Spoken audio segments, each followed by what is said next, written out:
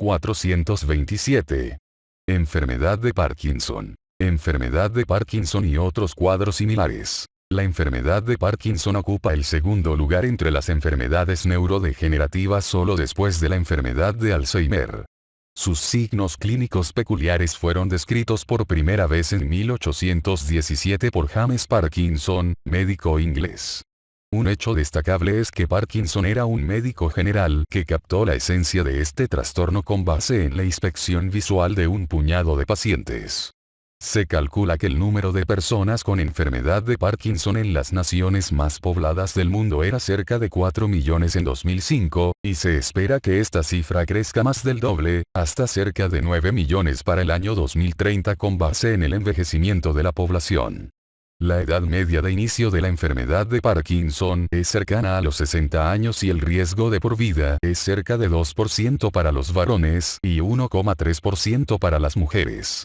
La frecuencia de enfermedad de Parkinson aumenta con el envejecimiento, pero se han registrado casos en la tercera década de edad, incluso más temprano, sobre todo en presencia de una mutación génica. Desde el punto de vista clínico, la enfermedad de Parkinson se caracteriza por temblor en reposo, rigidez, bradicinesia, lentitud, y trastorno de la marcha con inestabilidad postural, rasgos conocidos como los signos cardinales de la enfermedad.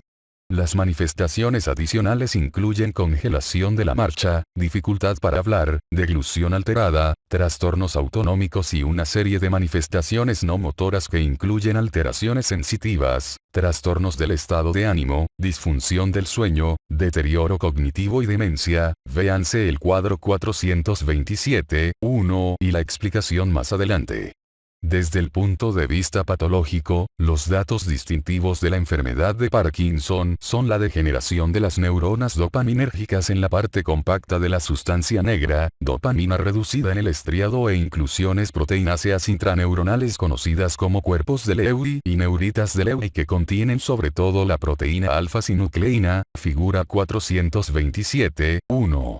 El interés de las investigaciones se ha centrado más bien en el sistema dopaminérgico, pero la degeneración neuronal con formación de cuerpos de inclusión también abarca las neuronas colinérgicas del núcleo basal de Meynert, neuronas noradrenérgicas del locus cerúleo, neuronas serotoninérgicas en los núcleos dorsal del rafe del tronco encefálico y neuronas del sistema olfatorio, hemisferios cerebrales, médula espinal y sistema nervioso autónomo periférico.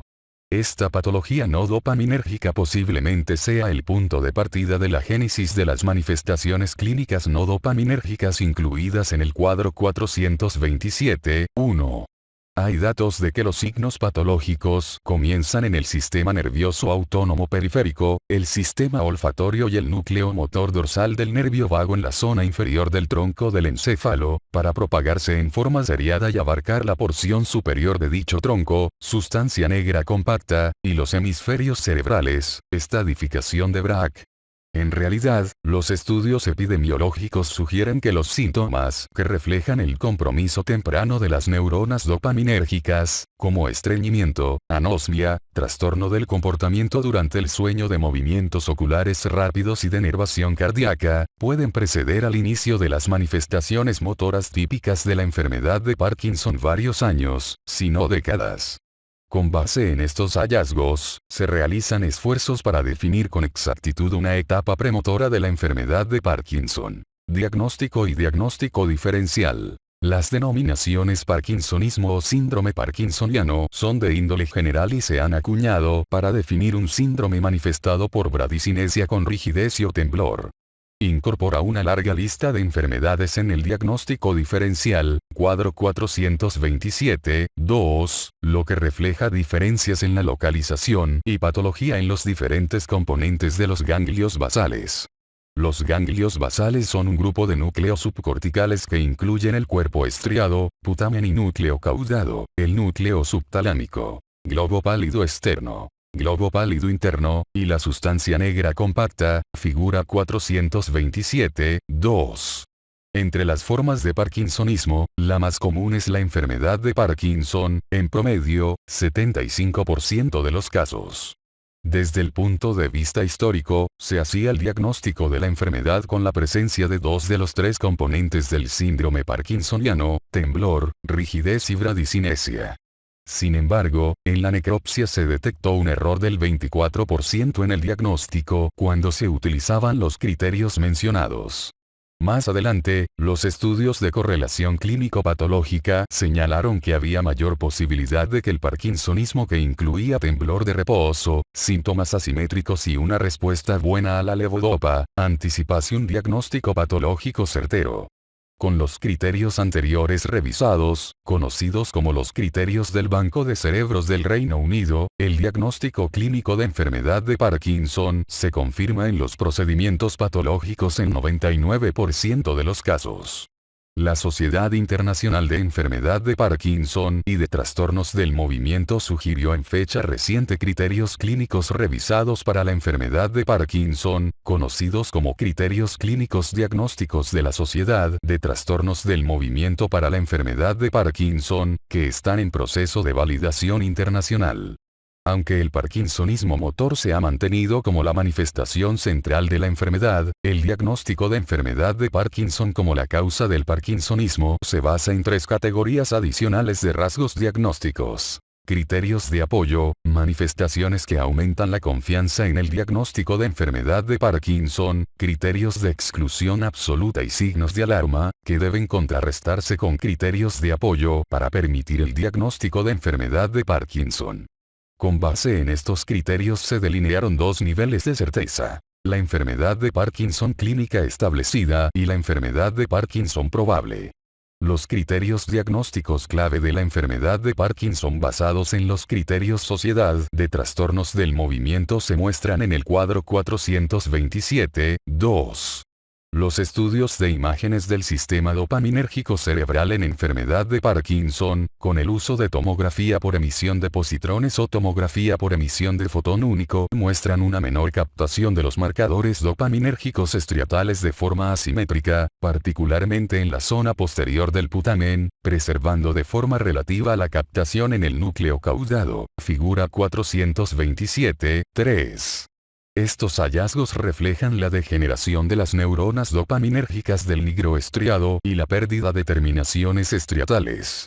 Los estudios de imágenes son útiles en personas en que no hay certeza del diagnóstico, como las que tienen temblor distónico, esencial o psicógeno, o en investigaciones, pero rara vez se necesita en la práctica diaria, porque es posible definir y confirmar el diagnóstico solo con los criterios clínicos.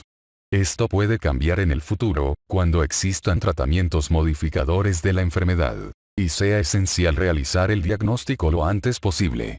Las pruebas genéticas pueden ayudar a establecer el diagnóstico, pero no son habituales, ya que las formas monogénicas son raras y es probable que no expliquen más del 5% de los casos, véase la explicación más adelante. Debe considerarse una forma genética de enfermedad de Parkinson en pacientes con historia familiar positiva, edad temprana de inicio, menores de 40 años, un cuadro clínico específico o un antecedente étnico particular, y en estudios de investigación. Las mutaciones del gen LRRK2 han atraído interés particular, porque son la causa más frecuente de enfermedad de Parkinson familiar y causan aproximadamente un 1% de los casos esporádicos típicos de la enfermedad. Las mutaciones en LRRK2 son una causa muy frecuente, cerca de 25%, de enfermedad de Parkinson en judíos askenazí y árabes bereberes del norte de África, pero existe una variabilidad considerable en la penetrancia y muchos portadores nunca desarrollan manifestaciones clínicas de enfermedad de Parkinson. Las pruebas genéticas implican un interés particular en la investigación. También existe cierta evidencia de que el diagnóstico de enfermedad de Parkinson, incluso de preenfermedad de Parkinson, puede basarse en la presencia de acumulación de hierro en el sistema nervioso central mediante ecografía transcraneal o protocolos especiales de resonancia. Formas atípicas, secundarias y otras formas de parkinsonismo. El parkinsonismo atípico se refiere a un grupo de trastornos neurodegenerativos que casi siempre se relacionan con una patología más diseminada que la observada en la enfermedad de Parkinson, quizá con degeneración del estriado, globo pálido, cerebelo y tronco del encéfalo, además de la sustancia negra compacta.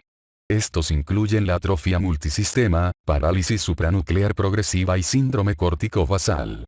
Como grupo, su manifestación inicial es el parkinsonismo, rigidez y bradicinesia, pero presentan diferencias clínicas con respecto a la enfermedad de Parkinson, reflejando diferentes alteraciones patológicas subyacentes. En comparación con la enfermedad de Parkinson, los parkinsonismos atípicos suelen caracterizarse por alteración precoz del habla y la marcha, ausencia de temblor de reposo, no hay asimetría motora, la respuesta a la levodopa es deficiente o no surge y un curso clínico más agresivo. En las etapas iniciales pueden mostrar un beneficio modesto con la levodopa y puede ser difícil de distinguir de la enfermedad de Parkinson, pero el diagnóstico se aclara con la evolución de la enfermedad. En el examen patológico se encuentra neurodegeneración de la sustancia negra compacta, casi siempre sin cuerpos de Lewy, y la neurodegeneración es más extensa que la propia de la enfermedad de Parkinson, véanse más adelante los trastornos individuales. Los datos de neuroimagen del sistema dopaminérgico por lo general no son útiles, porque se observa depresión dopaminérgica tanto en enfermedad de Parkinson, como en el parkinsonismo atípico. A diferencia de ello, los estudios de imágenes metabólicas y la red de los ganglios basales tálamo, con el empleo de 2,5-desoxiglucosa, pueden ser útiles al mostrar un perfil de menor actividad en globo pálido interno, con mayor actividad en el tálamo, situación contraria a la observada en la enfermedad de Parkinson. La atrofia multisistema se manifiesta con una combinación de signos parkinsonianos, cerebelosos y del sistema autónomo, y se divide en variante parkinsoniana, atrofia multisistema variante parkinsoniana, o cerebelosa, atrofia multisistema variante cerebelosa. Desde el punto de vista clínico, cabe sospechar atrofia multisistema cuando el cuadro inicial incluye parkinsonismo atípico junto con signos cerebelosos o disfunción notable del sistema autónomo, por lo común hipotensión ortostática, o ambos tipos de manifestaciones, capítulo 432. En la patología, atrofia multisistema se caracteriza por degeneración de la sustancia negra compacta, el cuerpo estriado, el cerebelo y los núcleos olivares inferiores, junto con las características inclusiones citoplásmicas gliales, que se tiñen para alfa-sinucleína. En la resonancia se identifica acumulación patológica de hierro en el núcleo estriado en las resonancias ponderadas en T2, un cambio importante de señal en la región de la superficie externa del putamen, reborde putaminal, en atrofia multisistema variante parkinsoniana o atrofia cerebelosa y del tronco encefálico, el signo protuberancial de la cruz figura 432, 2, en atrofia multisistema variante cerebelosa. Por ahora no hay evidencia establecida de alguna mutación génica / factor de riesgo genético para atrofia multisistema. Estudios recientes sugieren la posibilidad de que la atrofia multisistema sea un trastorno por priones, véase la explicación más adelante. La parálisis supranuclear progresiva es una forma de parkinsonismo atípico que se caracteriza por movimientos sacádicos lentos, apraxia palpebral y restricción de los movimientos oculares verticales con especial limitación para la mirada hacia abajo. Las personas suelen presentar hiperextensión del cuello con alteración temprana de la marcha y caídas. En fases ulteriores se manifiesta la dificultad del habla y la deglución, además de deterioro cognitivo. Por lo general hay poca o ninguna respuesta a la levodopa. Se han identificado dos formas clínicas de parálisis supranuclear progresiva. Una forma tipo Parkinson que se parece mucho a la enfermedad de Parkinson en las etapas iniciales, incluyendo una respuesta positiva a la levodopa, y la forma clásica tipo Richardson que se caracteriza por las manifestaciones descritas antes. Por medio de resonancias se puede identificar la atrofia característica del mesencéfalo con conservación relativa de la protuberancia, el signo del colibrí en las imágenes sagitales. En la imagen histopatológica, se advierte que parálisis supranuclear progresiva se caracteriza por degeneración de la sustancia negra compacta, los núcleos estriado, subtalámico, talámicos de la línea media y pálido, junto con ovillos neurofibrilares e inclusiones que se tiñen para la proteína tau. En algunos casos familiares se han detectado mutaciones en el gen microtúbulo asociado a la proteína tau, que codifica la proteína tau. El síndrome córtico-basal es el menos frecuente de los tres parkinsonismos atípicos y por lo general se presenta con contracciones distónicas asimétricas y torpeza de una mano, junto con trastornos sensitivos corticales que se manifiestan con apraxia, agnosia, mioclono focal en una extremidad o fenómeno de extremidad ajena, en el que la extremidad asume una posición en el espacio sin que el sujeto esté consciente de la postura ni reconozca que la extremidad le pertenece. La demencia puede desarrollarse en cualquier fase de la enfermedad. Para hacer el diagnóstico, se deben presentar síntomas atribuibles a ambos, la corteza y los ganglios basales. A menudo, la resonancia muestra atrofia cortical asimétrica, pero debe buscarse con cuidado. Los signos patológicos incluyen degeneración neuronal acromática con depósitos de la proteína tau. Puede haber una superposición considerable, tanto clínica como patológica, entre síndrome córtico-basal y parálisis supranuclear progresiva, y pueden ser difíciles de distinguir sin una confirmación patológica. Los parkinsonismos secundarios son resultado de diversos trastornos primarios, como fármacos, accidente vascular cerebral, tumores, infecciones o exposición a toxinas como el monóxido de carbono o el manganeso, que pueden dañar regiones específicas de los ganglios basales. Las manifestaciones clínicas reflejan la región de los ganglios basales dañada. Por ejemplo, los accidentes vasculares cerebrales o tumores que afectan la sustancia negra compacta pueden generar un cuadro clínico idéntico a la enfermedad de Parkinson, mientras que las toxinas como el monóxido de carbono o manganeso que dañan el globo pálido simulan más el parkinsonismo atípico. La causa más común de parkinsonismo secundario la constituyen los antagonistas dopaminérgicos, como los neurolépticos. Estos se utilizan mucho en psiquiatría, pero los médicos deben percatarse de que los fármacos como la metoclopramida, que se usan más bien para combatir problemas del tubo digestivo, también son neurolépticos y causas frecuentes de parkinsonismo secundario, así como de disinesia tardía, capítulo 428. Otros fármacos que originan parkinsonismo secundario son tetrabenazina, antagonistas de los canales del calcio, flunaricina, sinaricina, amiodarona y litio. El parkinsonismo también puede observarse en la distonía con respuesta a dopa, un trastorno causado por una mutación en el gen GTP-ciclohidrolasa 1 que genera un defecto en un cofactor para la tirosina hidroxilasa y altera la síntesis de dopa y dopamina.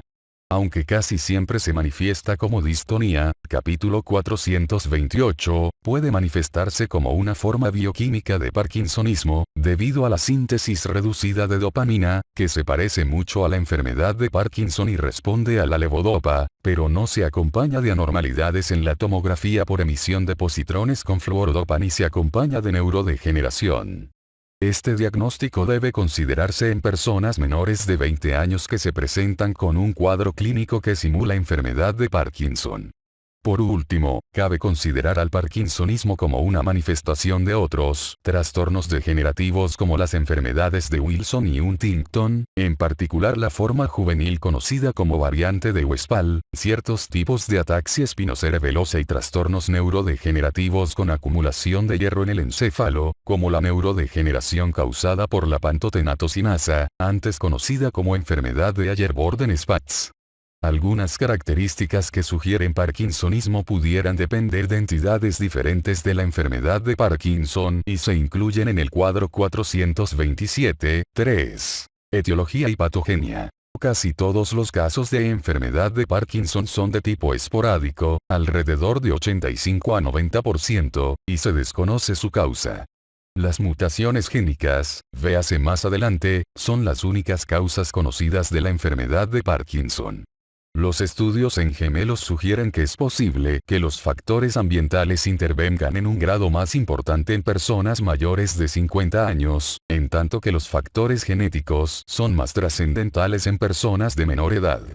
Sin embargo, la demostración de variantes genéticas de inicio más tardío, por ejemplo, LRRK2 y gen de la glucocerebrosidasa, contrarresta el énfasis en los factores ambientales, incluso en personas mayores de 50 años.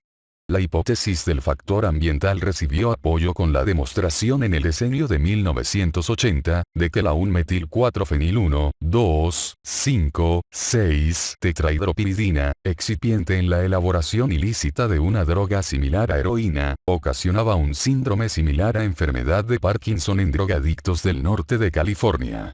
La 1-metil-4-fenil 2,5,6-tetrahidropiridina es transportada al sistema nervioso central, donde se metaboliza hasta formar MPP, una toxina mitocondrial captada selectivamente por las neuronas dopaminérgicas que las daña.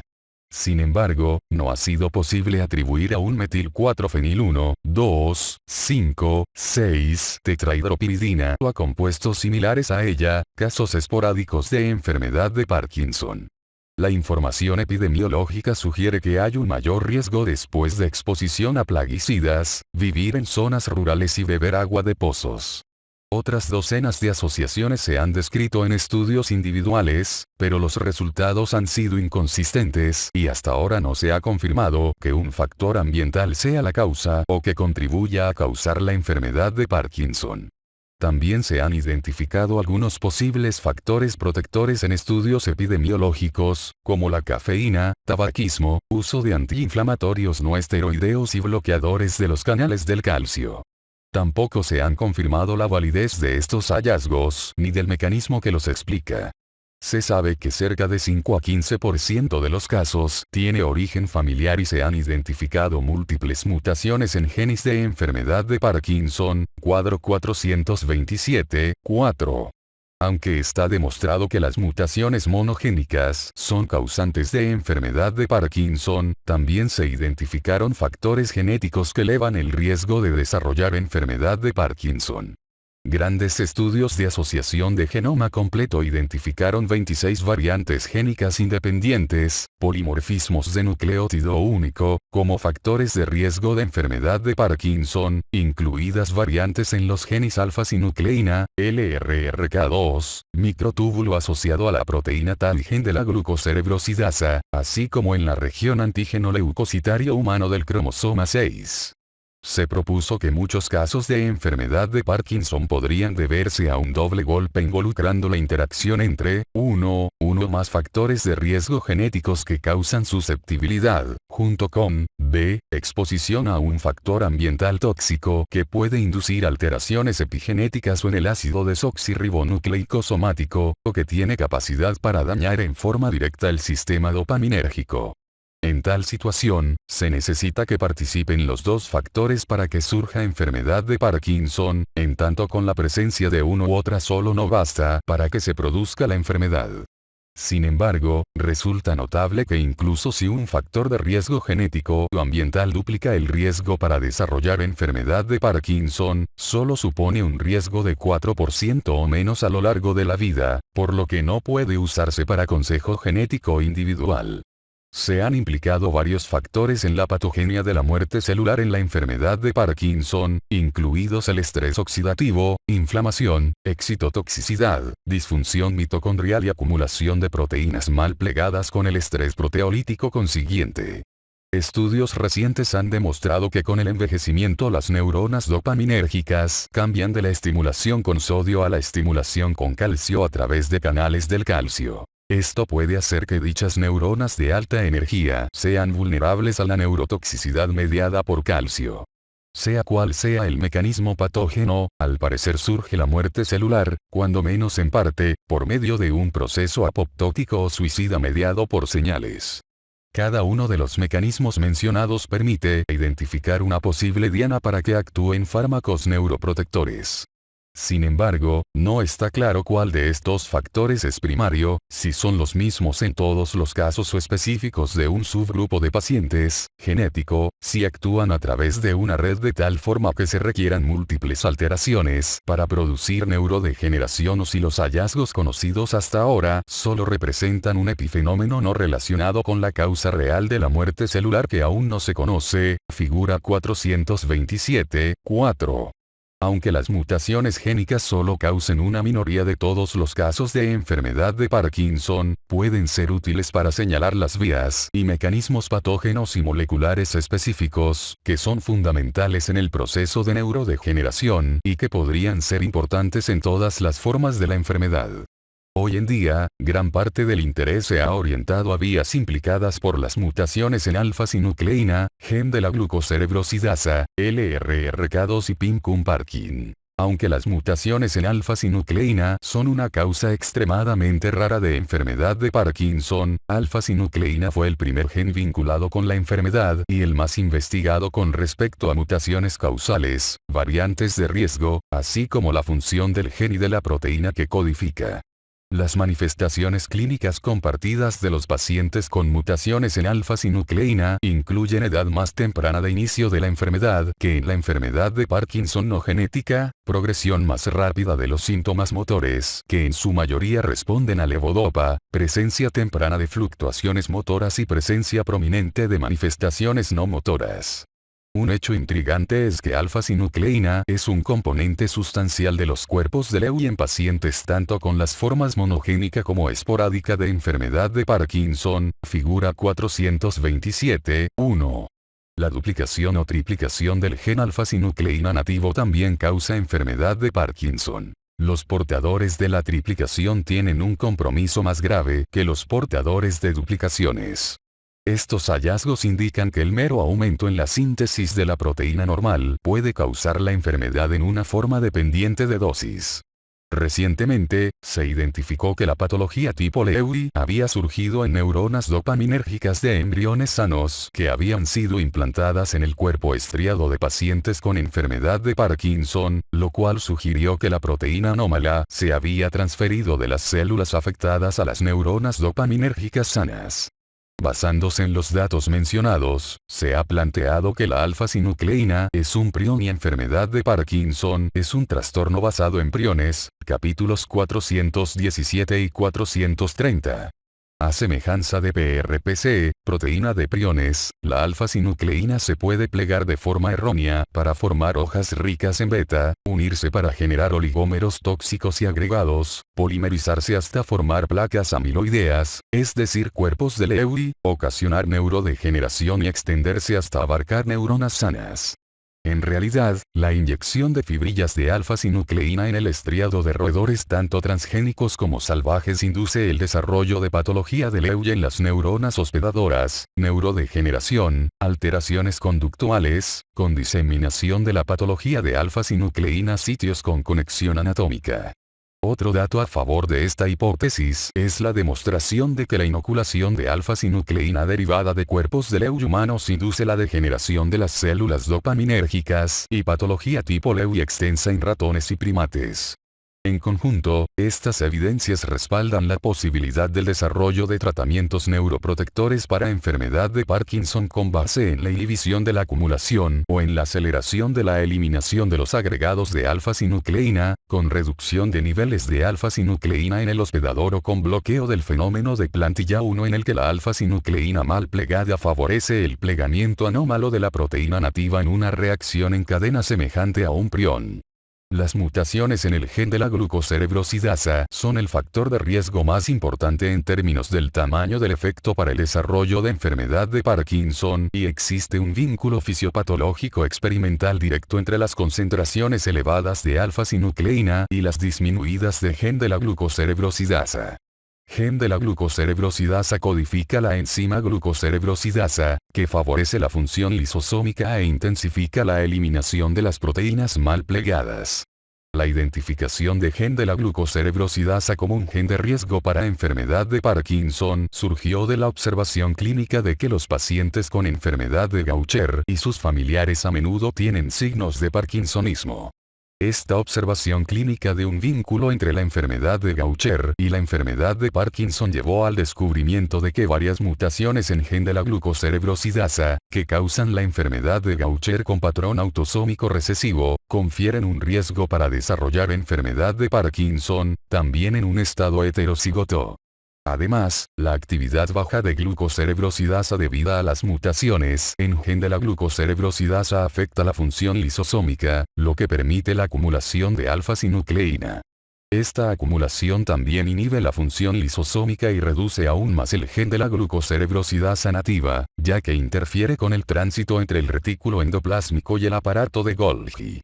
A su vez, esto reduce la actividad de gen de la glucocerebrosidasa y aumenta más la acumulación de alfa-sinucleína. Al respecto, hay que señalar que la función lisosómica está alterada y la cantidad de glucocerebrosidasa está disminuida en pacientes con enfermedad de Parkinson esporádica. Estos hallazgos sugieren que esta vía molecular podría aplicarse no solo a personas con enfermedad de Gaucher o con mutación en gen de la glucocerebrosidasa, sino también a pacientes con enfermedad de Parkinson esporádica u otras sinucleinopatías que tienen dos alelos gen de la glucocerebrosidasa nativos. Estos efectos bidireccionales de alfa-sinucleína y gen de la glucocerebrosidasa forman un ciclo de retroalimentación positiva que después de rebasar un umbral teórico, podría conducir a la enfermedad autopropagada. Hay estudios en curso con fármacos que intensifican la actividad de glucocerebrosidasa. Ya hay 7 mutaciones diferentes en LRRK2 que tienen una relación clara con la enfermedad de Parkinson. PG2019S es la más frecuente debido a un efecto fundador en las poblaciones judías ashkenazí y árabe del norte de África. Las mutaciones en LRRK2 representan 3 a 41% de los casos de enfermedad de Parkinson familiar, según la población específica, y también se encuentran en casos que parecen esporádicos, aunque con una menor tasa. El fenotipo de la mutación LRRK2 PG2019S es indistinguible del de la enfermedad de Parkinson esporádica, aunque el temblor parece más frecuente y el temblor de la pierna puede ser un indicio diagnóstico útil. Se desconoce el mecanismo que ocasionaría la muerte celular con tal mutación, pero se piensa que participan cambios en la actividad sinasa, con alteración de la fosforilación de proteínas objetivo, autofosforilación, y posiblemente disfunción lisosómica. Los inhibidores de sinasa pueden bloquear la toxicidad asociada con mutaciones de LRRK2 en modelos de laboratorio, y ha surgido enorme interés en la síntesis de fármacos dirigidos a este blanco. Sin embargo, es posible que los inhibidores de sinasa sean tóxicos y la mayoría de los pacientes de enfermedad de Parkinson no tiene una mutación de LRRK2. Las mutaciones de los genes Parkin y PIMK1 también se han identificado como causa de la enfermedad de Parkinson. Las mutaciones en Parkinson son las más frecuentes y la principal causa de enfermedad de Parkinson autosómica recesiva y de inicio temprano, causa hasta 77% de los casos de enfermedad de Parkinson juvenil, con edad de inicio menor a los 20 años, y de 10 a 20% de la enfermedad de Parkinson de inicio temprano en general. La enfermedad es de progresión lenta, responde bien al tratamiento antiparkinsoniano y a menudo se complica por distonía, aunque rara vez por demencia. En el examen patológico, la neurodegeneración tiende a limitarse a la sustancia negra compacta y locus ceruleo en pacientes con mutaciones en Parkin. Casi nunca hay cuerpos de Lewy. Se desconoce la razón de estas diferencias con la enfermedad de Parkinson típica, pero es posible que se relacione con la alteración de la ubiquitinización de las proteínas dañadas. La parquina es una ligasa de la ubiquitina. Los fenotipos clínicos de la enfermedad de Parkinson relacionada con Parkin y con PIMK1 son similares. Estudios recientes sugieren la participación de las proteínas parkina y PIMK1 en el recambio y depuración de las mitocondrias dañadas, mitofagia, y las mutaciones en Parkin y PIMK1 causan disfunción mitocondrial en animales transgénicos que puede corregirse con la sobreexpresión de parkina o con fármacos que actúan en la cadena de transferencia electrónica mitocondrial, como la vitamina K2. La mejoría en la función de las mitocondrias es un blanco potencial terapéutico especialmente atractivo porque los estudios post-mortem en pacientes con enfermedad de Parkinson muestran un defecto en el complejo 1 de la cadena respiratoria en las neuronas de la sustancia negra compacta. Por tanto, se han acumulado pruebas de que la genética interviene de manera importante en las formas familiar y esporádica de enfermedad de Parkinson. Cabe prever que los mejores conocimientos de las vías que participan en la muerte celular causada por dichas mutaciones permitirán la creación de modelos animales más relevantes de enfermedad de Parkinson y blancos para el desarrollo de fármacos neuroprotectores genespecíficos. Fisiopatología de la enfermedad de Parkinson. En la figura 427.5 se incluye el modelo clásico de la organización funcional de los ganglios basales en situación normal y en la enfermedad de Parkinson. Una serie de circuitos neuronales vincula a los ganglios basales con las regiones corticales correspondientes, en una forma somatotópica, regulando la función motora. El núcleo estriado constituye la principal región de entrada de los ganglios basales, en tanto que las principales regiones de salida son el globo pálido interno y la sustancia negra reticular. Las regiones de entrada y de salida están unidas por vías directas e indirectas, que ejercen efectos recíprocos en la vía de salida de la actividad de los ganglios basales. La salida de los ganglios basales transmite tono inhibidor a las neuronas talámicas, GABAérgica, y del tronco encéfalo, que a su vez conectan con los sistemas motores de la corteza cerebral y la médula espinal para regular la función motora. Un aumento en la actividad neuronal en las regiones de salida de los ganglios basales, globo pálido interno / sustancia negra reticular, se relaciona con pobreza de movimiento parkinsonismo, mientras que la disminución de la salida facilita el movimiento y los movimientos involuntarios. Las proyecciones dopaminérgicas de neuronas de la sustancia negra compacta modulan la activación neuronal y estabilizan la red de ganglios basales. Por tanto, la inervación dopaminérgica normal facilita la selección del movimiento deseado y rechaza los movimientos indeseables. Los circuitos corticales, según planteamientos actuales, también intervienen de manera importante para regular las funciones conductual, emocional y cognitivas normales. En la enfermedad de Parkinson, la denervación dopaminérgica con la disminución del tono dopaminérgico intensifica la descarga de impulsos de las neuronas en el núcleo subtalámico y el globo pálido interno, con lo cual se produce la inhibición excesiva del tálamo, disminuye la activación de los sistemas motores corticales y surgen las manifestaciones parkinsonianas, figura 427.5. La importancia actual de la cirugía en el tratamiento de enfermedad de Parkinson se basa en el modelo comentado, el cual anticipó que las lesiones o la estimulación de alta frecuencia del núcleo subtalámico y el globo pálido interno podrían disminuir dicha hiperactividad neuronal y mejorar las características de la enfermedad de Parkinson. Tratamiento. Enfermedad de Parkinson. Levodopa. La levodopa, desde que se introdujo a finales de 1960, ha sido la base del tratamiento de enfermedad de Parkinson. Los experimentos que Carlson hizo a finales de 1950 demostraron que el bloqueo de la recaptación de la dopamina, con el uso de reserpina, inducía un cuadro parkinsoniano en los conejos, situación que podría ser revertida con la levodopa, precursora de la dopamina. Más adelante, Ornikiewicz demostró una deficiencia de dopamina en el núcleo estriado de sujetos con enfermedad de Parkinson y sugirió el posible beneficio del tratamiento de sustitución de la dopamina.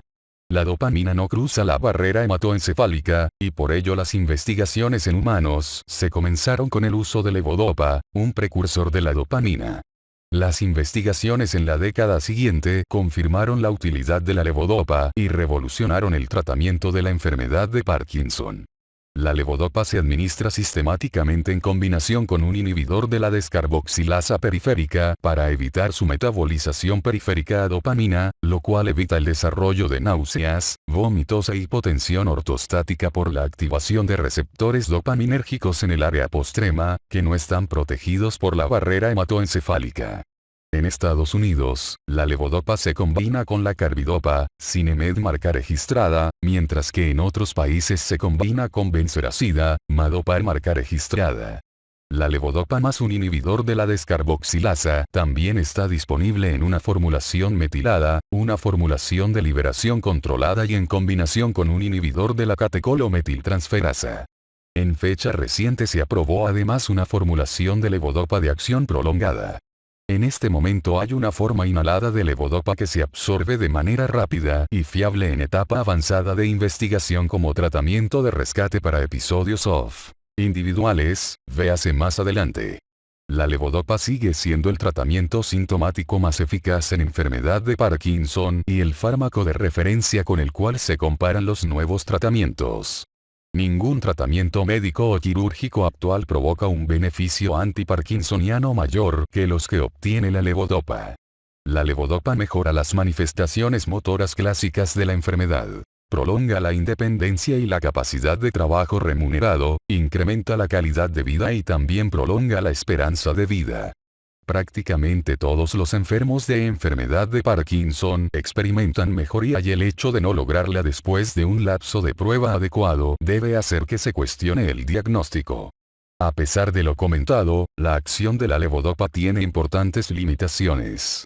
Los efectos secundarios agudos de tipo dopaminérgico incluyen náusea, vómito e hipotensión ortostática. Por lo general son transitorios y pueden evitarse si se inicia con dosis bajas y un ajuste gradual. Si persisten, pueden tratarse con dosis adicionales de un inhibidor de la descarboxilasa periférico, por ejemplo, carbidopa, con su administración junto con alimentos o con la adición de un bloqueante periférico de la dopamina, como domperidona, no disponible en Estados Unidos. De mayor importancia son las complicaciones motoras, véase adelante, que se presentan en la mayor parte de los pacientes que reciben levodopa por tiempo prolongado. Además, la progresión de la enfermedad continúa, y pueden surgir manifestaciones como problemas neuropsiquiátricos, caídas, freezing, disfunción autonómica, trastornos del sueño y demencia, que no se controlan bien con la levodopa. Por tal razón, las manifestaciones no dopaminérgicas mencionadas, en especial las caídas y la demencia, constituyen el origen principal de discapacidad y las razones principales para la institucionalización de sujetos con enfermedad de Parkinson avanzada. Las complicaciones motoras inducidas por la levodopa consisten en fluctuaciones de la respuesta motora, episodios on, cuando el fármaco ejerce su acción terapéutica y episodios off, cuando las características del parkinsonismo vuelven, y presencia de movimientos involuntarios conocidos como disinesias, figura 427, 6. Cuando los pacientes comienzan a recibir levodopa, los beneficios duran muchas horas a pesar de que el fármaco tiene una semivida relativamente corta, 60 a 90 minutos. Sin embargo, al continuar el tratamiento, se tornan cada vez más breves los lapsos de beneficio después de recibir dosis individuales, hasta que se acerca a la semivida del fármaco. Esta desaparición del beneficio se conoce como efecto wearing off, o deterioro de fin de dosis. En casos más graves, el paciente puede presentar un retraso en alcanzar una respuesta farmacológica, retraso del ON. O ninguna respuesta a una dosis particular, ausencia de la fase de activación o no respuesta ON.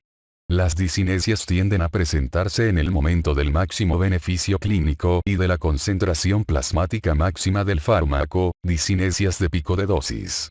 Por lo común, tienen naturaleza coreiforme, pero pueden manifestarse en la forma de distonía, movimientos mioclónicos y otros trastornos del movimiento. Si son poco intensos, casi no causan molestias, pero pueden ser incapacitantes en caso contrario y limitar la capacidad de utilizar plenamente la levodopa para controlar las manifestaciones de la enfermedad de Parkinson. En fases más avanzadas, se puede definir un ciclo del fármaco de periodos activos, ON, complicados por disinesias incapacitantes, e inactivos, OFF, en que se presentan las manifestaciones de parkinsonismo intenso y posturas distónicas dolorosas. Los enfermos también presentan las disinesias difásicas, que se producen cuando la dosis de levodopa comienza a actuar y tal situación se repite cuando la acción está en fase de desaparición. De manera típica, las disinesias difásicas consisten en movimientos transitorios, estereotipados, rítmicos que abarcan predominantemente las extremidades inferiores y que a menudo se acompañan de las manifestaciones parkinsonianas en otras regiones corporales. Es posible aliviarlas por incremento de la dosis del fármaco, aunque dosis cada vez mayores pueden inducir disinesias de pico de dosis cada vez más intensas. Estudios doble ciego a largo plazo muestran que las complicaciones motoras se relacionan con la dosis y que pueden minimizarse si se usa la dosis más baja de levodopa que produzca un beneficio satisfactorio y con el uso de polifarmacia para evitar el aumento en la dosis de levodopa. No se conoce en detalle el origen de las complicaciones motoras inducidas por levodopa. Muestran mayor posibilidad de presentarse en mujeres, sujetos jóvenes con enfermedad intensa y con dosis más altas de levodopa. El modelo clásico de los ganglios basales ha sido útil para conocer el origen de las manifestaciones motoras en la enfermedad de Parkinson, pero no ha sido tan provechoso para entender lo referente a las discinesias inducidas por levodopa, figura 427.5. El modelo anticipa que la sustitución de dopamina podría inhibir de manera excesiva el sistema de impulsos de salida del globo pálido y con ello hacer que aumente la actividad tálamo-cortical, haya una mayor estimulación de las regiones motoras corticales y presentarse discinesia. Sin embargo, las lesiones del globo pálido que anulan totalmente su generación de impulsos, se acompañan de mejoría de la discinesia y no de inducción de la misma, tal como lo sugiere el modelo clásico. En la actualidad se piensa que la discinesia es consecuencia de las alteraciones, inducidas por levodopa, en el patrón de descarga neuronal del globo pálido interno / sustancia negra reticular, pausas, brotes, sincronía y otros más, y no simplemente por el cambio en la frecuencia de descarga. Esto provoca la transmisión de información errónea desde el globo pálido al tálamo / corteza y con ello surge discinesia. Las lesiones quirúrgicas o la estimulación de alta frecuencia en el globo pálido interno o el núcleo subtalámico aminoran la discinesia por interferencia, bloquean o enmascaran, de esta actividad neuronal anormal lo que previene la transferencia de información anómala a los sistemas motores. También ha surgido un interés reciente en el uso de ultrasonido para dañar estas regiones específicas de manera relativamente no invasiva. Los datos actuales sugieren que la alteración de los patrones de descarga de las neuronas y las complicaciones motoras dependen de la sustitución no fisiológica de levodopa. En circunstancias normales, las concentraciones de dopamina del cuerpo estriado se mantienen de forma relativamente constante. En el caso de la enfermedad de Parkinson, muestran degeneración las neuronas dopaminérgicas y la generación de dopamina del cuerpo estriado depende de la disponibilidad periférica de levodopa. Las dosis intermitentes de levodopa de acción corta originan fluctuaciones de las concentraciones plasmáticas, dada la variabilidad del tránsito del fármaco del estómago al duodeno, sitio en que se absorbe, y también por la semivida corta del medicamento.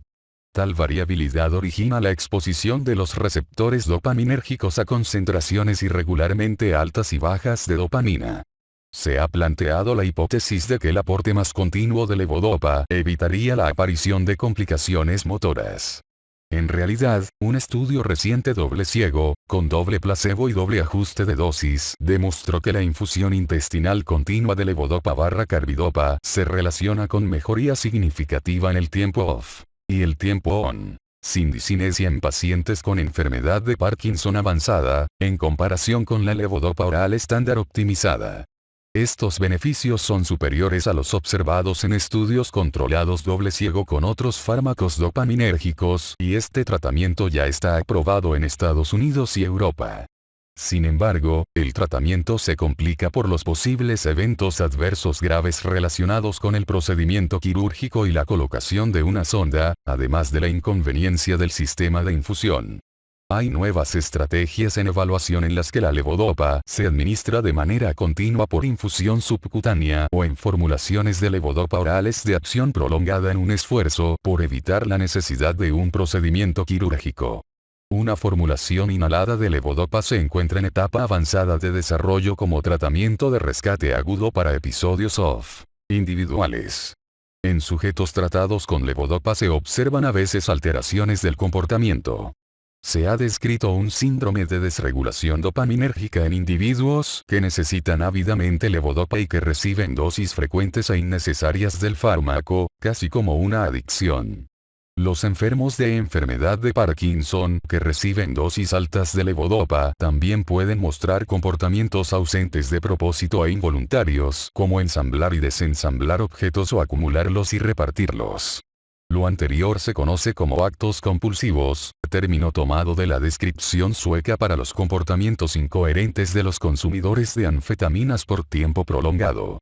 Con la levodopa a veces surge hipersexualidad y otros trastornos del control de impulsos, aunque más bien se observan con los agonistas dopaminérgicos. Agonistas dopaminérgicos. Tales fármacos integran un grupo heterogéneo de sustancias que actúan directamente en los receptores dopaminérgicos. A diferencia de la levodopa, no necesitan metabolizarse hasta obtener un producto activo y tampoco son objeto de metabolismo oxidativo. Los primeros agonistas dopaminérgicos fueron los derivados del cornezuelo de centeno o ergotamínicos, como la bromocriptina, la pergolida y la cabergolina, y ocasionaron los efectos secundarios propios de tal sustancia, incluidos daños en válvulas del corazón y fibrosis pulmonar. Han sido sustituidos en gran medida por la segunda generación de agonistas dopaminérgicos no provenientes del cornezuelo no ergotamínicos, como pramipexol, ropinirol o rotigotina. En términos generales, los agonistas dopaminérgicos no tienen una eficacia similar a la de levodopa. Se introdujeron de forma inicial en la práctica clínica como complementos de la levodopa para mejorar la función motora y acortar el tiempo de inactividad off del fármaco en situaciones de fluctuación de las dosis. Más tarde, se demostró que los agonistas dopaminérgicos, a lo mejor por tener una acción relativamente larga, inducían menos discinesias que la levodopa. Por esta razón, muchos médicos comienzan el tratamiento con un agonista dopaminérgico, en particular en pacientes jóvenes, aunque al final se necesitan en todos los casos complementos de levodopa.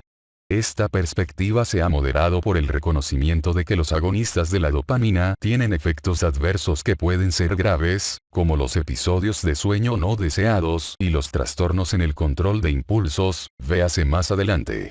En Estados Unidos se distribuyen el ropinirol y el pramipexol, en presentaciones orales de liberación inmediata, 3 veces al día, o prolongada, 1 vez al día. La rotigotina se administra como parche transdérmico aplicado 1 vez al día y puede ser útil para tratar a los pacientes quirúrgicos que permanecen en ayuno. La apomorfina es un agonista de la dopamina con eficacia comparable a la levodopa, pero debe administrarse por vía parenteral, ya que se metaboliza de manera rápida y extensa si se toma por vía oral. Su semivida y su actividad son breves, 45 minutos. Por lo común, se le aplica por vía subcutánea como fármaco de rescate para tratar los episodios intensos de OFF de la levodopa. La apomorfina también se puede administrar por goteo endovenoso continuo y, según estudios, disminuye el tiempo de OFF y la discinesia en enfermos en fase avanzada. Esta última estrategia no está aprobada en Estados Unidos.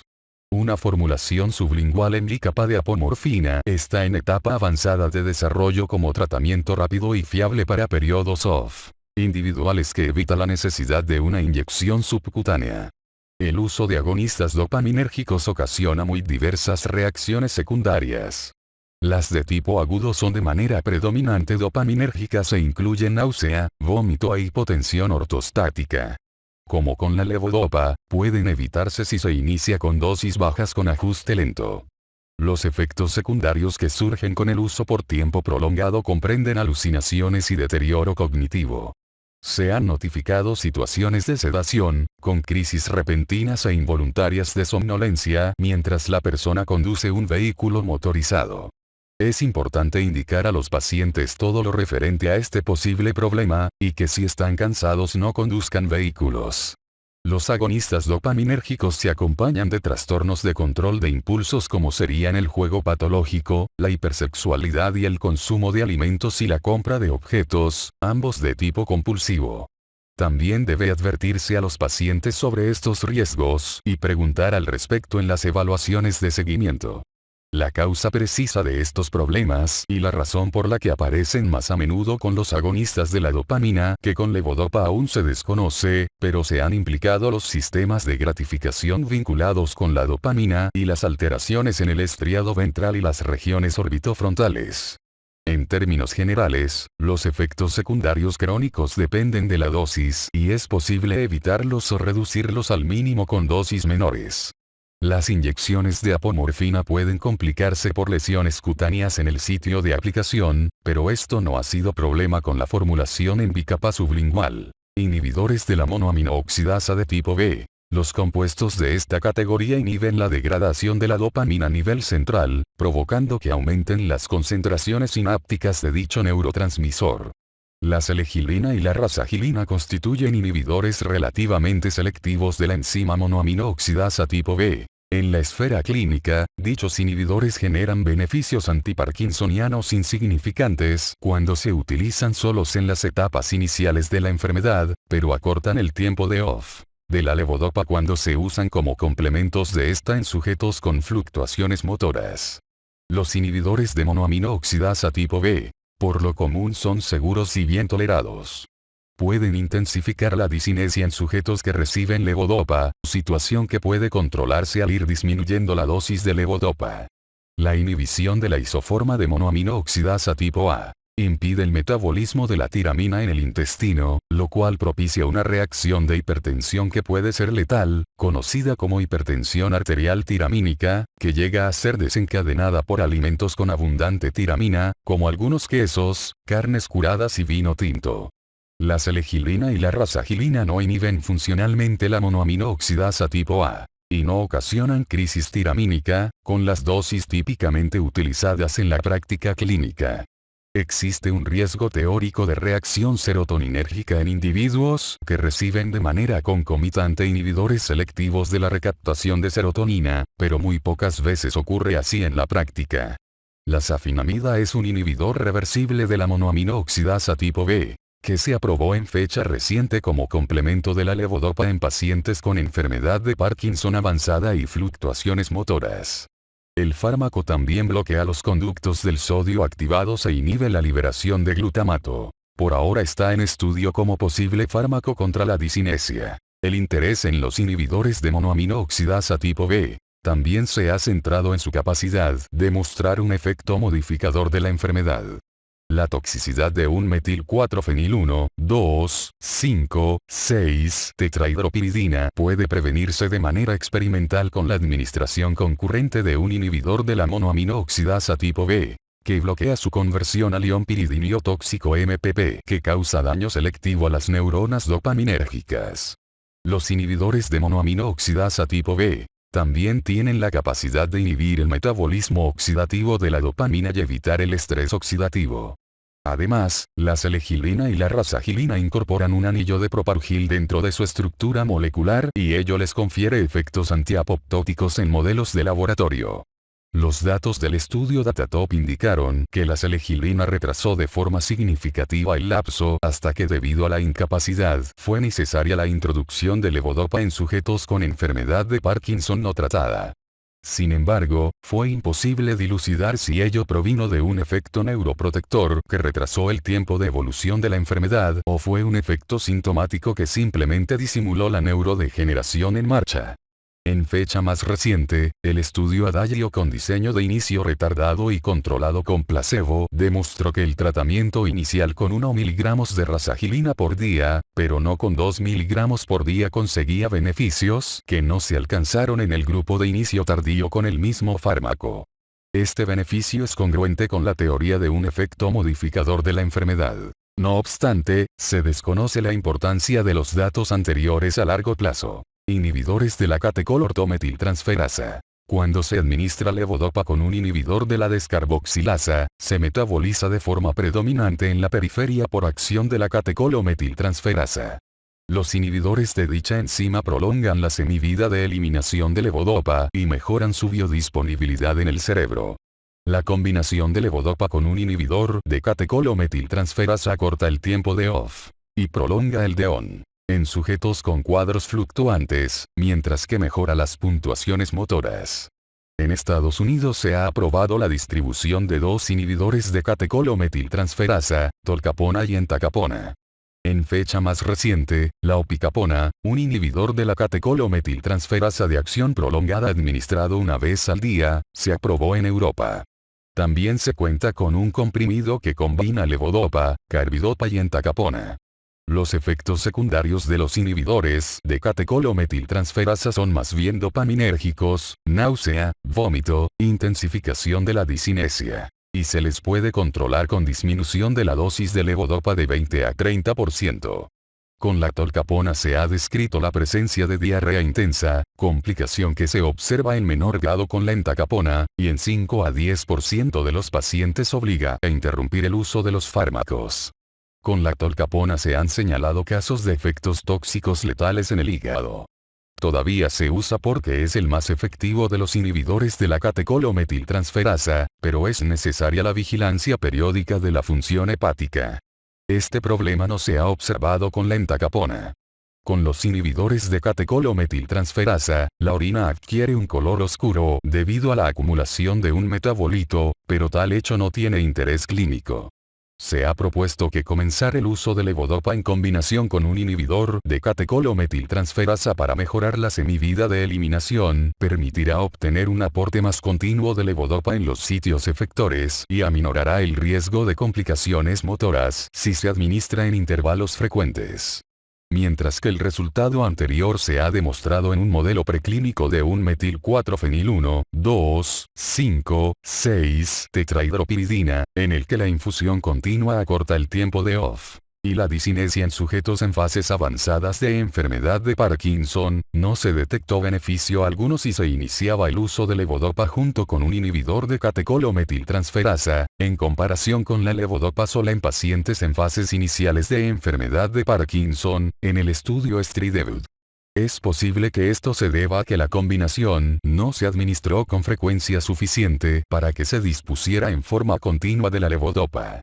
En la actualidad, la utilidad principal de los inhibidores de la catecolometiltransferasa sigue observándose en pacientes que presentan fluctuaciones motoras. Otros tratamientos médicos. En la historia del tratamiento de la enfermedad de Parkinson se utilizaron anticolinérgicos con acción central como el triexifenidilo y la benztropina, pero su uso se abandonó desde que se introdujeron los agonistas dopaminérgicos.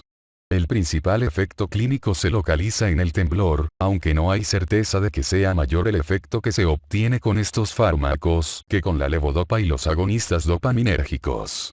A pesar de todo, puede ser útil en algunos pacientes con temblor intenso.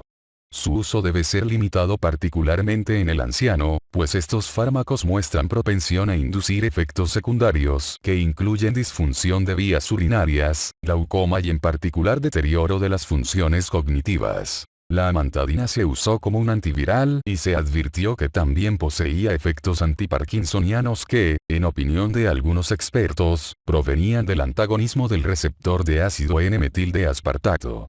Algunos médicos usan la amantadina en individuos con la forma inicial de la enfermedad por sus efectos sintomáticos poco intensos, pero se utiliza más bien como fármaco contra la disinesia en pacientes con la forma avanzada de enfermedad de Parkinson.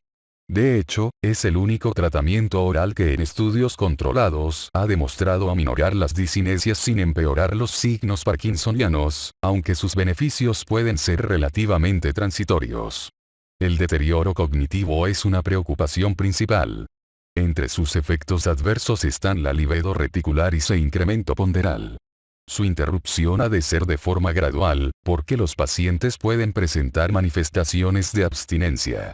En fecha reciente se aprobó una formulación de liberación prolongada en Estados Unidos. El anticonvulsivo sonizamida también tiene efectos antiparkinsonianos y su uso está aprobado en Japón. Se desconoce su mecanismo de acción. Están en fase de investigación clases nuevas de fármacos en un intento de mejorar los efectos antiparkinsonianos, disminuir el tiempo en OFF, y tratar o impedir la disinesia. Estos incluyen antagonistas de la adenosina A2A, agonistas nicotínicos, antagonistas de glutamato y agonistas de 5-hidroxitriptamina 1A. El antagonista de 2A, istradefilina, está aprobado en Japón. En el cuadro 427.5 se incluyen los principales fármacos y las potencias de dosis con que se cuenta. Neuroprotección. A pesar de que se cuenta con muchos fármacos terapéuticos para combatir la enfermedad de Parkinson, los enfermos continúan progresando y desarrollan una incapacidad intolerable. La principal necesidad terapéutica no lograda aún en enfermedad de Parkinson es contar con un tratamiento neuroprotector que lentifique o interrumpa la evolución de la enfermedad. Como se indicó en párrafos anteriores, con los estudios de algunos fármacos, como selegilina, rasagilina, pramipexol y ropinirol, se han obtenido resultados positivos congruentes con un efecto modificador de la enfermedad. Sin embargo, hoy en día no es posible saber si los resultados positivos provinieron de la neuroprotección con lentificación de la evolución de la enfermedad, o fueron efectos de confusión sintomáticos o farmacológicos que disimularon la progresión de la enfermedad.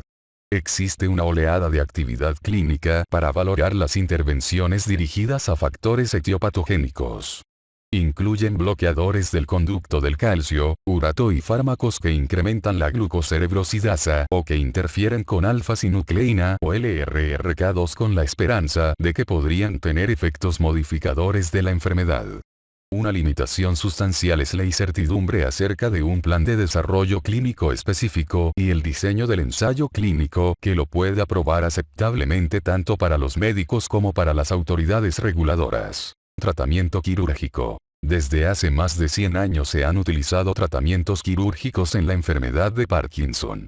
Las lesiones se colocaron inicialmente en la corteza motora y mejoraron el temblor, pero se acompañaron de déficits motores, razón por la cual se dejó de usar tal enfoque. Más adelante se apreció que las lesiones en el núcleo ventral intermedio del tálamo disminuían el temblor en la mitad contralateral del cuerpo, sin inducir hemiparesía, pero las lesiones en cuestión no produjeron mejoría significativa en otras manifestaciones incapacitantes de enfermedad de Parkinson. En la década de 1990, se demostró que las lesiones realizadas en la zona posteroventral del globo pálido interno, territorio motor, mejoraban la rigidez, la bradicinesia y también el temblor. Como dato importante, la palidotomía también se relacionó con mejoría notable de la disinesia contralateral. Esta técnica ganó aceptación con la ampliación de los conocimientos sobre la fisiopatología de enfermedad de Parkinson, véase antes. A pesar de ello, la técnica no es óptima para personas con afectación bilateral porque las lesiones en ambos lados se acompañan de efectos secundarios como disfagia, disartria y deterioro de funciones cognitivas. Las lesiones del núcleo subtalámico se acompañan de un beneficio antiparkinsoniano y disminución en las necesidades de dosis de levodopa, pero hay preocupación respecto al riesgo de nivalismo, razón por la cual esta técnica no se realiza muy a menudo. Casi todas las técnicas quirúrgicas contra enfermedad de Parkinson que se practican hoy en día utilizan estimulación cerebral profunda. En este caso, se coloca un electrodo en la diana quirúrgica y se conecta a un estimulador insertado en plano subcutáneo en la pared del tórax. La estimulación cerebral profunda remeda los efectos de una lesión sin necesidad de efectuar una lesión en el encéfalo. No se ha dilucidado del todo el mecanismo por el cual actúa estimulación cerebral profunda, pero pudiera actuar al anular la señal neurofisiológica normal vinculada con enfermedad de Parkinson y las complicaciones motoras. Las variables de estimulación pueden ajustarse en aspectos como la configuración de electrodos, voltaje, frecuencia y la anchura de pulso para llevar al máximo los beneficios y al mínimo los efectos secundarios. El método tiene la ventaja de que no necesita que se practique una lesión en el encéfalo, razón por la cual es idóneo para practicarlo en ambos lados con inocuidad relativa. En caso de que estos sean intolerables, se puede interrumpir la estimulación y extraer el sistema. La estimulación cerebral profunda en caso de enfermedad de Parkinson tiene como principales dianas quirúrgicas el núcleo subtalámico o el globo pálido interno. La estimulación cerebral profunda logra resultados impresionantes en particular con respecto al temblor y en la reducción del periodo OFF y las disinesias, pero no supera la mejoría ni controla las manifestaciones que no responden a la levodopa tales como el freezing, caídas y demencia. Por todo lo anterior, el método está indicado más bien para pacientes que padecen discapacidad como consecuencia de temblor intenso o de las complicaciones motoras inducidas por la levodopa que no pueden controlarse satisfactoriamente con la terapia farmacológica. En los pacientes de ese tipo, se ha demostrado que la estimulación cerebral profunda mejora la calidad de vida, en comparación con el mejor tratamiento médico. Hay efectos secundarios del método quirúrgico, hemorragia, infarto, infección, del sistema de estimulación cerebral profunda, infección, rotura o desplazamiento de un electrodo, úlceras de la piel, o de la estimulación, alteraciones oculares y del habla, calambres musculares, parestesias, depresión y, en raras ocasiones, suicidio. Datos de estudios recientes indican que los beneficios después de estimulación cerebral profunda en núcleo subtalámico y globo pálido interno son similares, pero la estimulación de globo pálido interno se asocia con una menor frecuencia de depresión. Aunque no todos los sujetos con enfermedad de Parkinson son candidatos, el procedimiento puede ser beneficioso para muchos.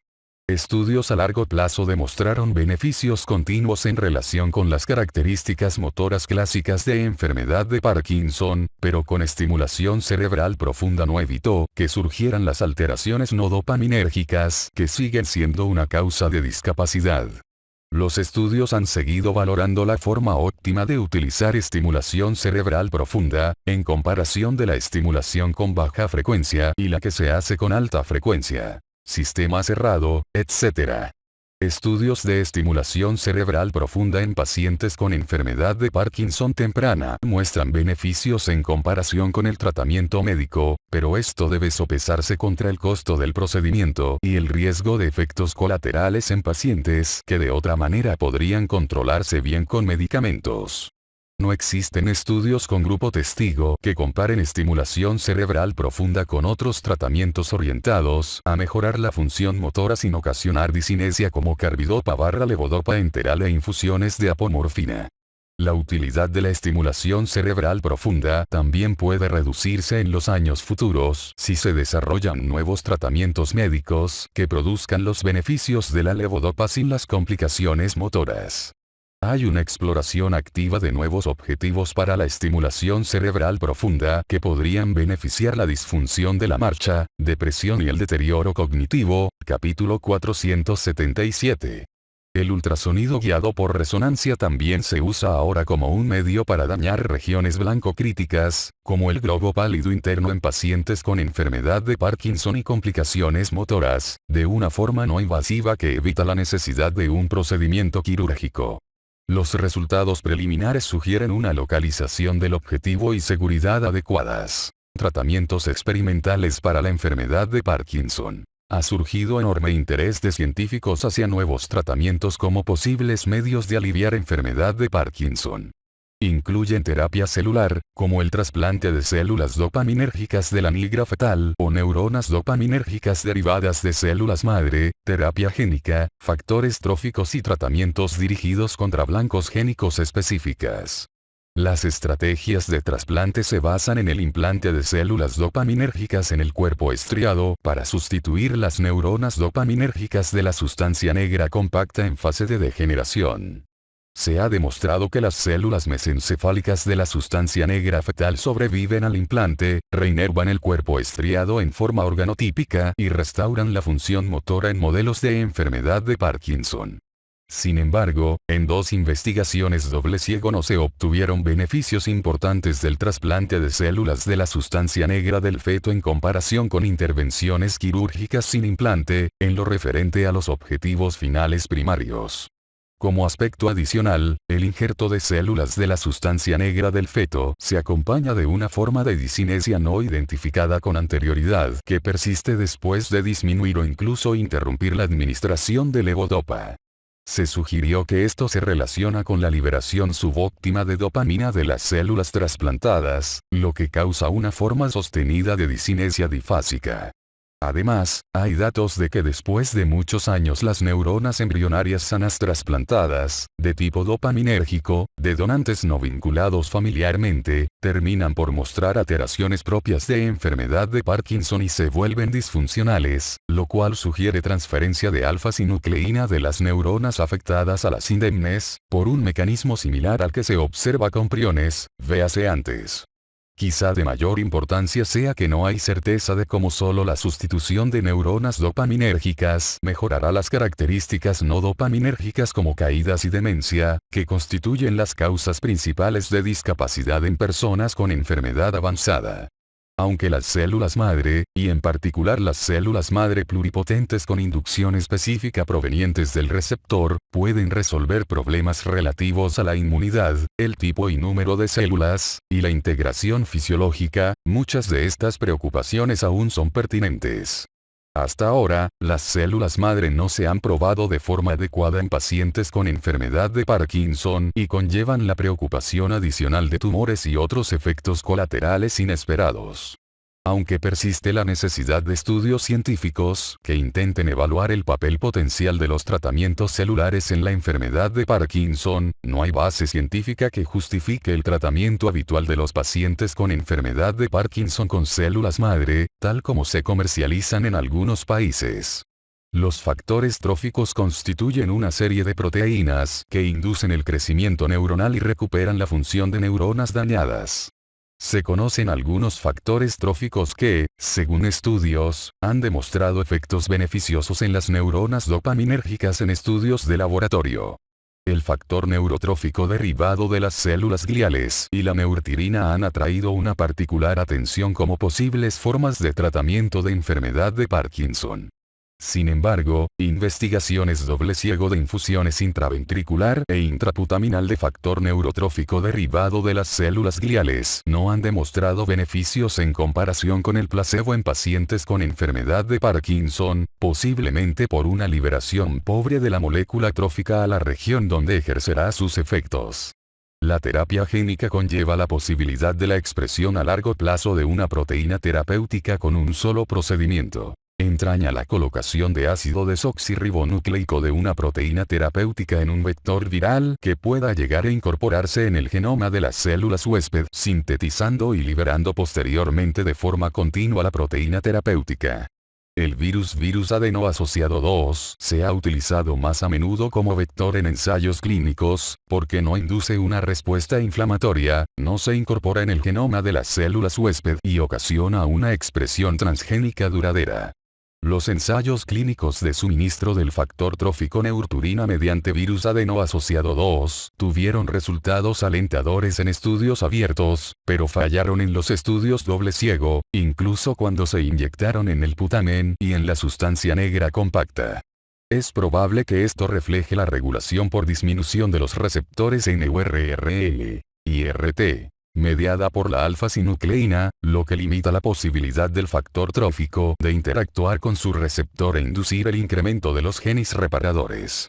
El suministro de genes también se explora como un medio para llevar la descarboxilasa de aminoácidos aromáticos, conosintirosina hidroxilasa, al estriado para facilitar la conversión de la levodopa oral en dopamina.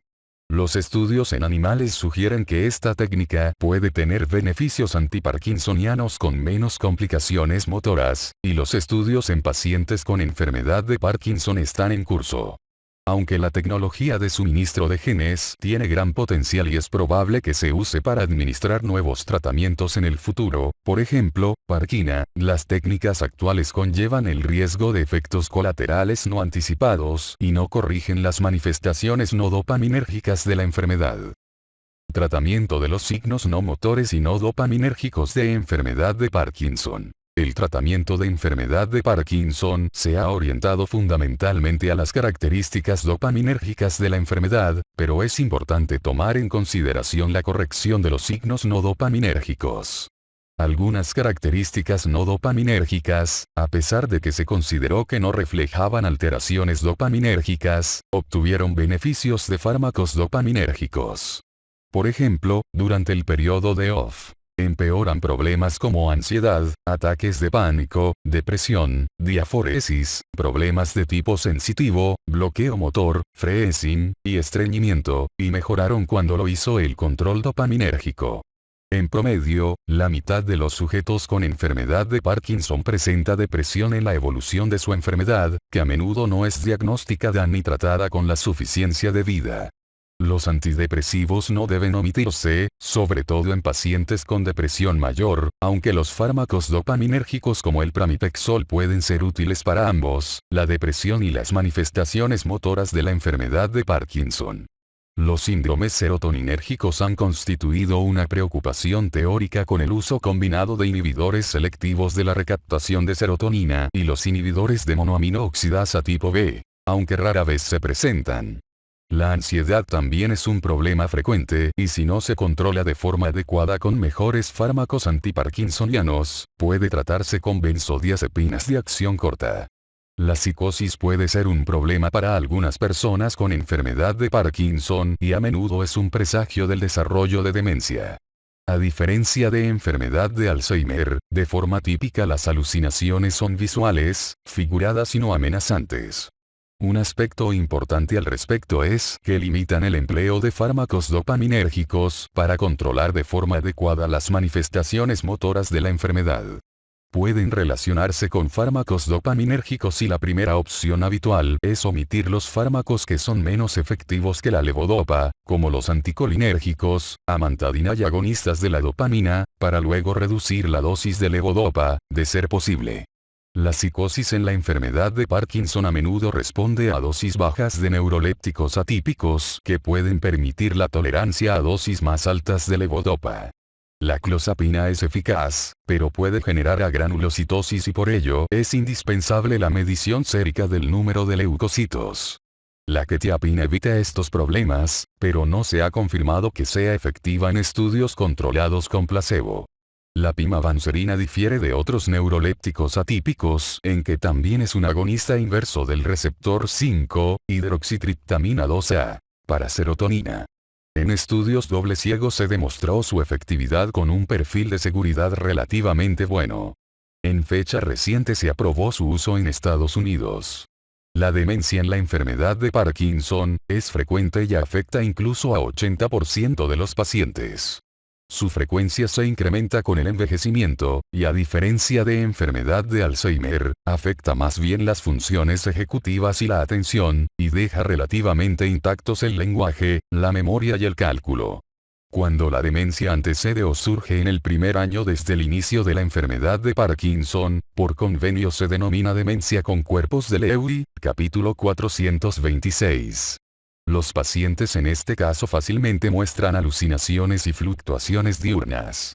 En la imagen histopatológica, la demencia con cuerpos de Lewy se caracteriza por la presencia de cuerpos de Lewy distribuidos en toda la corteza cerebral, en particular el hipocampo y la amígdala, y a menudo también se relaciona con patología tipo enfermedad de Alzheimer. Es posible que demencia con cuerpos de Lewy y demencia en la enfermedad de Parkinson sean parte de un espectro de la enfermedad y no entidades patológicas separadas. Con frecuencia antes de que surja la demencia, se advierte deterioro cognitivo leve y es un índice más fiable de una demencia inminente en enfermedad de Parkinson que en la población general. Los fármacos dopaminérgicos pueden empeorar la función cognitiva en pacientes dementes y es importante abandonar su empleo o disminuir sus dosis, y llegar, si es posible, a un punto medio entre el beneficio antiparkinsoniano y la conservación de la función cognitiva. Por lo común, se interrumpe el uso de fármacos en la secuencia siguiente: anticolinérgicos, amantadina, agonistas dopaminérgicos, inhibidores de catecol-o-metiltransferasa e inhibidores de monoamino oxidasa tipo B. Al final, los sujetos con deterioro cognitivo deben recibir la dosis mínima de la levodopa con que se logren efectos antiparkinsonianos significativos y que no agraven la disfunción mental. Los antagonistas colinérgicos como la memantina, la ribastigmina y el donepezilo disminuyen la tasa de deterioro de las medidas de la función cognitiva, y pueden mejorar la atención, aunque, de forma típica, no mejoran la función cognitiva de manera significativa. Los tratamientos más efectivos que corrijan o prevengan la demencia son una necesidad crítica no cubierta en el tratamiento de la enfermedad de Parkinson. Las alteraciones del sistema autónomo son comunes y a menudo obligan a prestarles atención. La hipotensión ortostática puede generar problemas y contribuir a las caídas.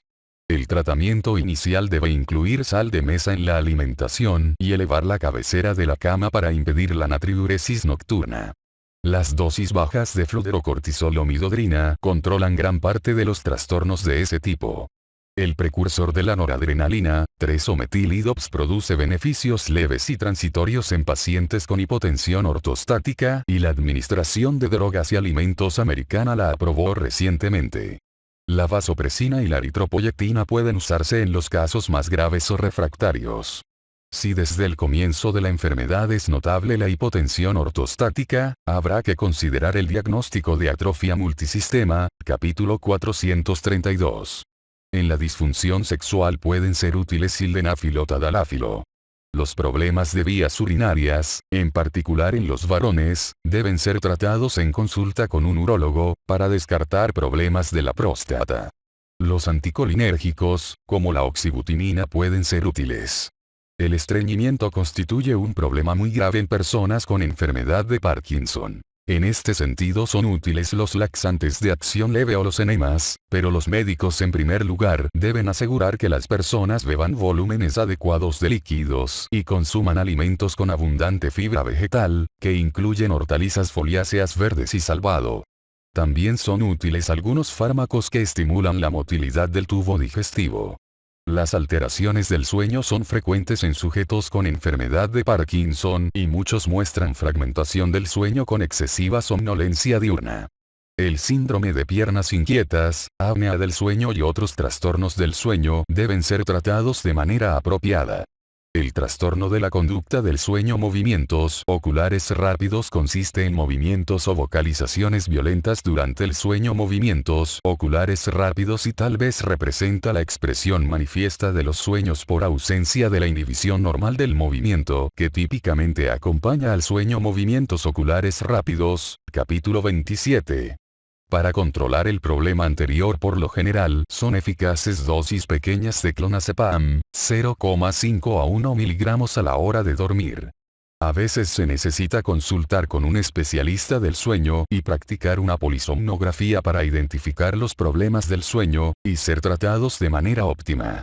Muchos enfermos de enfermedad de Parkinson tienen antecedente de trastorno de la conducta del sueño, movimientos oculares rápidos precediendo la aparición de los signos clásicos motores de enfermedad de Parkinson. Y muchos de los casos de trastorno de la conducta del sueño, movimientos oculares rápidos evolucionan hasta desarrollar una alfa-sinucleinopatía, enfermedad de Parkinson o atrofia multisistema.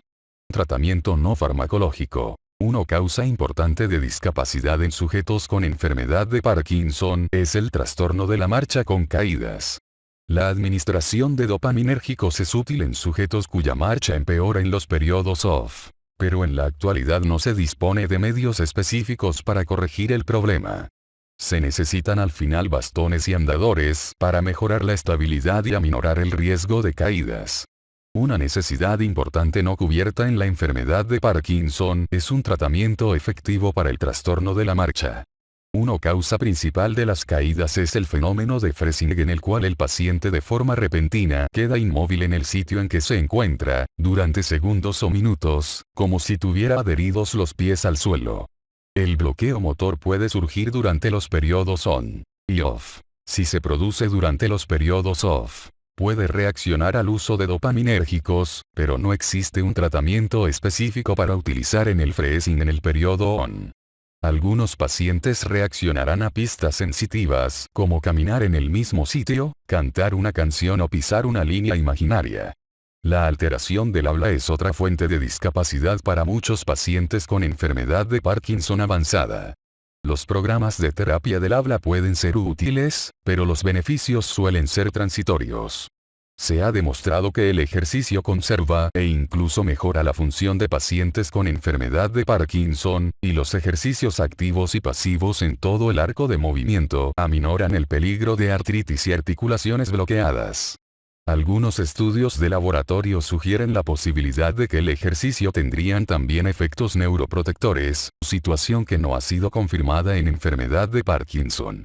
En términos generales, se recomienda el ejercicio en todos los enfermos con enfermedad de Parkinson, aunque no hay tanta certeza de que la fisioterapia o ejercicios específicos como tai chi o baile supongan un beneficio adicional. Es importante que el paciente conserve sus actividades sociales e intelectuales en la medida de lo posible. Elementos importantes del Plan Asistencial Global incluyen educación, asistencia en planificación financiera, servicios sociales y atención a la seguridad dentro del hogar. En Estados Unidos se obtiene información que distribuyen innumerables fundaciones que auxilian a los enfermos de enfermedad de Parkinson y también en Internet, pero es importante revisarlos con los médicos para corroborar su exactitud. Es necesario tomar en consideración también las necesidades de los cuidadores. El cuidado de una persona con enfermedad de Parkinson incluye un notable esfuerzo, y también hay una mayor incidencia de depresión entre los cuidadores. En este sentido, son útiles los grupos de apoyo de pacientes y cuidadores. Tratamiento actual de la enfermedad de Parkinson. El tratamiento debe adaptarse a las necesidades de cada enfermo y no hay una sola estrategia aceptada unánimemente que sea pertinente para todos los pacientes. Sin duda, si un fármaco posee efectos modificadores de la enfermedad, su uso se emprenderá desde la fecha del diagnóstico. En realidad, estudios recientes sugieren que la degeneración de las terminaciones de dopamina puede ser completa en los 4 primeros años del diagnóstico. Por tal motivo, el estreñimiento, trastorno de la conducta del sueño, movimientos oculares rápidos y la anosmia pueden constituir manifestaciones premotoras de la enfermedad y permitir el comienzo del uso de terapia farmacológica que modifique la enfermedad incluso antes de que se manifiesten los clásicos signos motores del trastorno. Sin embargo, hasta la fecha ningún tratamiento ha probado de forma consistente ser modificador de la enfermedad.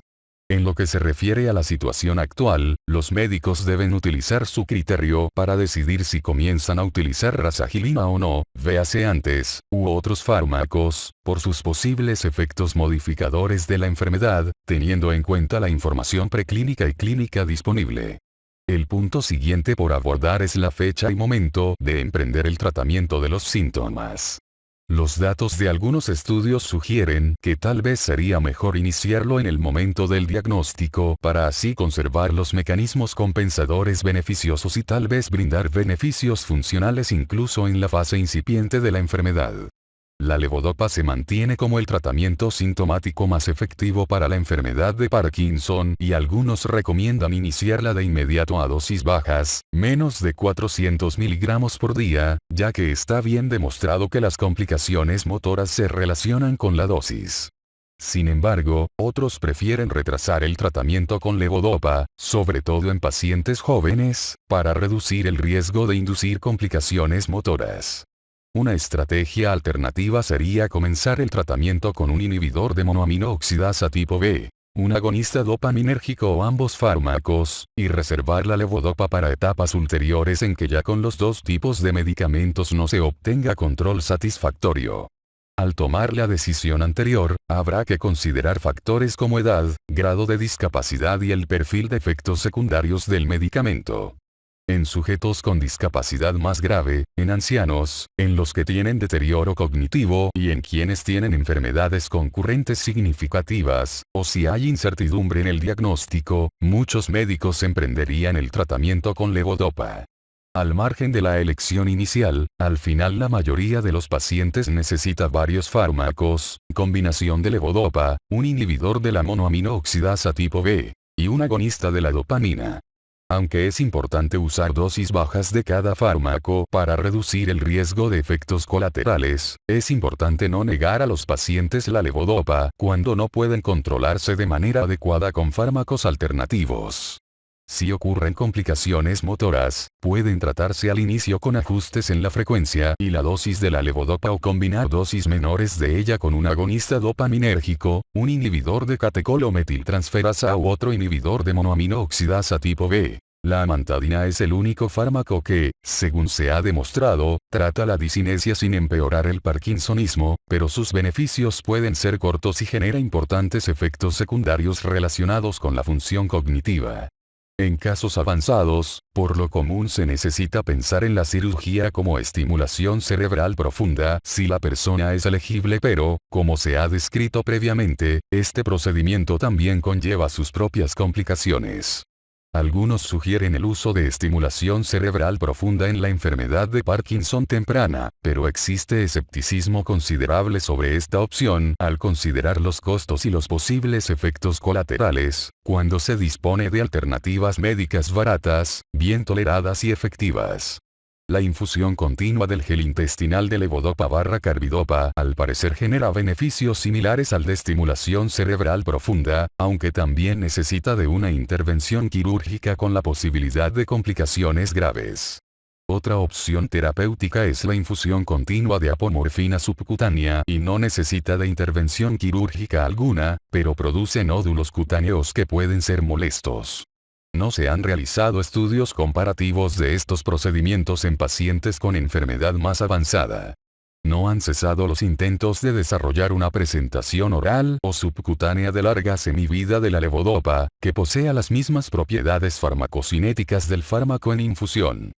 Con tal presentación se obtendrían todos los beneficios del medicamento sin las complicaciones motoras que genera, y así se ahorraría al sujeto recurrir a otros fármacos y a la intervención quirúrgica.